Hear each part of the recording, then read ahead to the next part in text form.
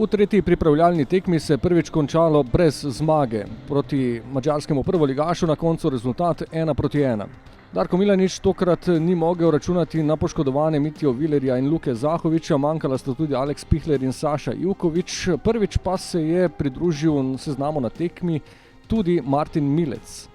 Prvo ime prvega polčasa je bil legendarni madžarski vratar Gabor Kiraj, ki je v svoji sivi trenerki kar nekajkrat v obup spravljal mariborske nogometaše, prvič v 8. minuti po poskusu Kolmaniča.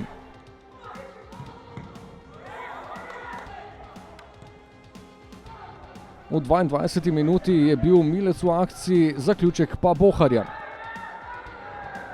Le minuto kasneje je bil Kiraj znova na mestu, tokrat je dobro podajal Vršiča, v gol skušal pretvoriti z glavo Tavares. Le 3 minute kasneje je zaustavil poskus Bajdeta. Na koncu pa je z razdalje poizkusil še Dervišević. Toda Mariborčani v prvem polčasu gostujočega vratarja niso uspeli premagati. V drugem polčasu dobilo priložnost drugih 11 nogometašev, gostje pa so presenetljivo prišli do priložnosti in do vodstva v 60. minuti. Prosti strel Ramosa je z nekaj sreče končal v mreži.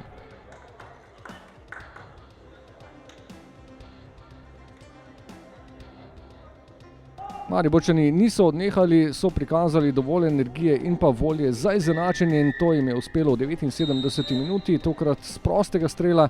Po prekršku nad Ahmedijem je bil natančen Blaž Vrhovec za končnih 1:1.